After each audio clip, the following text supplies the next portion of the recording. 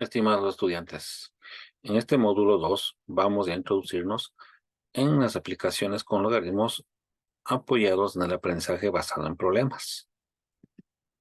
Como ustedes sabrán, en esta parte de las matemáticas se ha centrado en muchos de los casos en la memorización, que hasta cierto punto es beneficioso para el aprendizaje, pero hay situaciones en las que se necesita ser más dinámicos con las metodologías que podemos adaptar para poder aprender esta situación de los logaritmos aplicados a la vida cotidiana.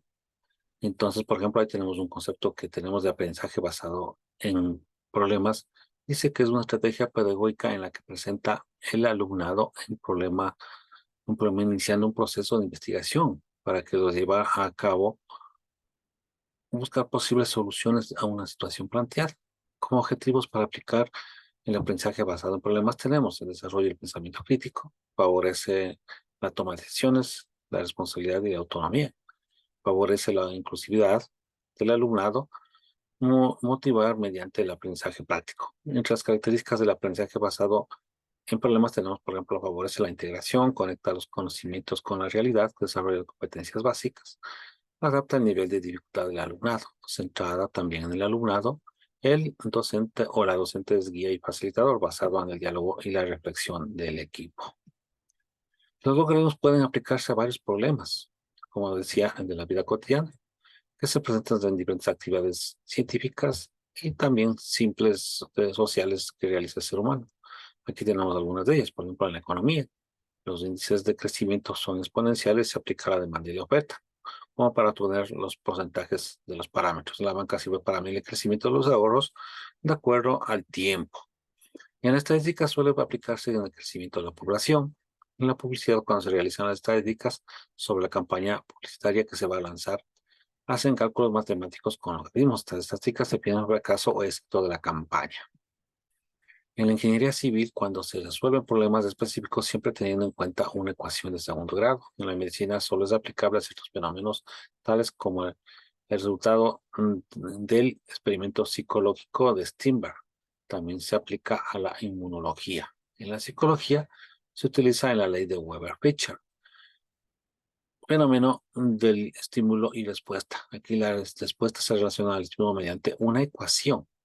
En la astronomía, para determinar la magnitud estelar de una estrella o planeta, que usan los cálculos para carácter logarítmico. Al establecer la luminosidad visible de una estrella, se opera con tablas de logaritmos en base 2. En topografía, cuando queremos determinar la altura de un edificio usando la base y el ángulo.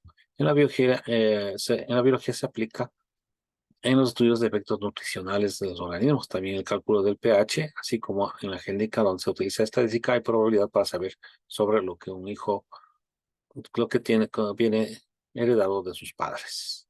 En la geología sirven para calcular la intensidad de un evento, así como un sismo o un terremoto usado en la escala de Richter, donde la intensidad de un sismo se conoce a base de logaritmos.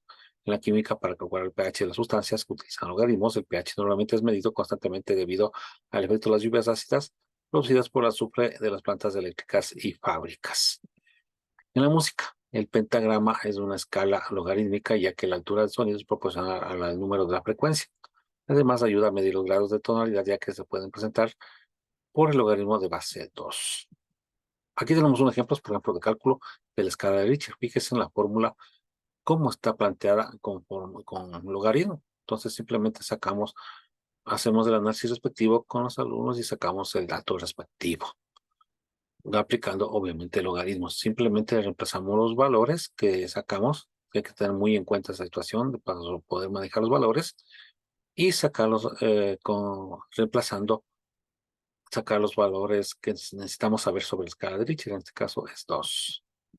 Otro de los ejemplos tenemos que una colonia de bacterias crece de acuerdo a la siguiente función. Fíjese esa función con cómo está formada esa fórmula.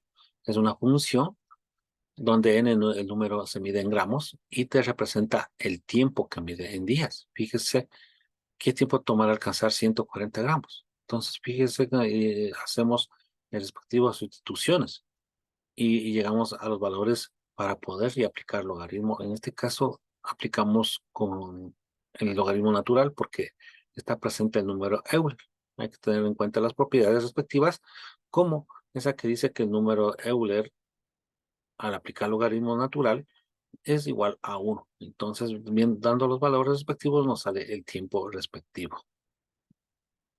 Otro ejemplo que tienes la conversación humana sobre el nivel de intensidad de decibeles. Por ejemplo, cuando una persona habla y al mismo tiempo se hace análisis con el rugido de un león, ¿quién tiene un nivel de densidad más alto? Entonces, se puede afirmar que el león puede ser, pero fíjese en la fórmula nuevamente cómo la aplica. Otra vez interviene aquí el logaritmo, en este caso de base 10.